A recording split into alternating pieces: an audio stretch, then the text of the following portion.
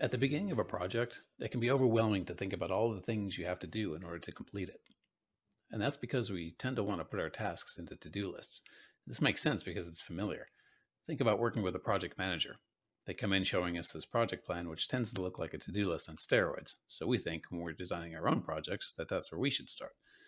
The problem is we don't tend to think in such a linear fashion. A to do list is really just a progression of tasks from one thing to the next until we finish. But our thoughts don't work that way. They tend to come in bursts, out of order, and in a way that tends to be hard to wrangle. So creating that sequential list is kind of hard to do, and it's probably not where our project manager started either. Chances are they started with a mind map. So what's a mind map? Well, it's really just a collection of thoughts. Okay, smart guy, how is that different than a to-do list? Well, like I said, a to-do list is linear and it requires you to know the sequence of events while you're building it. And starting off like that is hard. And that's where a mind map is helpful. It gives you a better way to capture your thoughts and to, well, map them, to map your mind. That's the theory, but how do we do it? The simplest way to get started is with a blank piece of paper like this. You can also use software, and there are literally hundreds of great tools out there that can be really helpful. And I'll link to one or two of them in the description below. And the benefit of using software is that you can change your map as quickly as you can change your mind. For now, though, we're going to keep it simple. First, start start by drawing an oval in the middle of your paper. The shape doesn't really matter, but keep in mind that you'll be writing words in there, so make it big enough that you can do so. This is your central idea. This is the project. This is the thing you want to accomplish, right? This is the thing the whole map is for. Now just let your mind go. Say we were planning a party. The party is the thing. Think of all the things you're going to need in order to pull off this party. For instance, I'm thinking we're going to need food. Okay, so I draw a shape for food.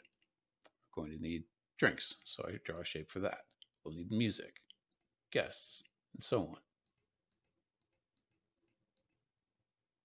Okay, so by the way, each of these shapes on a mind map is called a node. And notice that I've begun to create child nodes. So take, for instance, we started with food, and I started to break that down into things that make up the food category, so hors d'oeuvres. And then I broke down hors d'oeuvres into the things that make up those hors d'oeuvres. Now, this is something I do that might be a little different than other people who use maps do. And I think it works particularly well for project management. Notice that all of the things I've created here are nouns. These are the people, places, and things I need to create a successful party. I haven't created any verbs yet. For instance, my first thought about guests might have been invite guests, but that's an action. Now, I don't want to throw that idea out because that is a useful idea, but I want to capture the subject of that thought, which is, of course, guests. And by the way, that makes me think of something else. Attached to that guest shape should be invitations. I'm going to need those as well. Okay, so now that I've got a bunch of things or nouns that I need for my party, I can even start to make decisions about what I really want to have involved in this party. So I'm thinking, I think I really want this to be more of a stand-up party, no sit-down meal. So let's ditch that main course. Okay, so now I'm pretty happy with the map so far. It's time to start thinking about those verbs. What do I need to do in order to have each one of these things? Well, we need to create a list of possible guests. Oh, wait, that's another noun. Just thought of that. Okay, so we need a guest list. And that's okay. That's what's really cool about a mind map. It lets us be organic because that's the way our mind works and just squeeze things in there as we need to. We can do this anytime when we're building this. Okay, so let's get back to the verb. So creating that guest list, we need to create it. That's the verb. And we probably need to get RSVPs. Okay, great. Set the date, shop for food, etc. Okay, great. Now we've got a whole bunch of nouns and verbs. We have the two things that are the most important pieces of a project plan: deliverables, which are the nouns, and the task list, which is the verbs. Well, it's not a list until we take all these verbs and make it a list, so let's do that. Okay, so here are all the things we need to do for our party. Now we can start to organize them. Well, I can get right. I can get right to setting the date. I know roughly when I want to do that, and I know roughly who I want to invite, so I can create that guest list right away. So those go right at the top. We're going to need to send out the invites and get those RSVPs next so that I can work on the food. Can't really create a shopping list until I know who's coming and how much to buy. So that definitely comes after. And then once I have that stuff and done my shopping, I can prepare it, which is toward the end.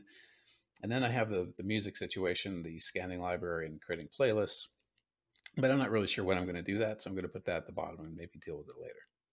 Okay, so now look what we've got. We've got a pretty well organized list of tasks that we need to accomplish it. We could stop there with a simple project, but that's a way of just getting these milestones in place. We can get a little more sophisticated, something a little closer to what our project manager tends to use, and put all these things in a spreadsheet. At this point, we can start assigning dates and responsibilities, which is really the basics of a project plan. Who does what by when? So I've even got milestones. So see this idea that creating taking care of the guests is under one color, taking care of the food is under another color, and that's basically done the day before the party. And I'm also thinking this whole music situation. I've set my date, as you'll notice, August 15th. And I don't feel like I have time to do that. So I'm going to subcontract that out to my friend Erica. And that's really resource management. So that's basically what a project plan gets us to. But that's for another conversation.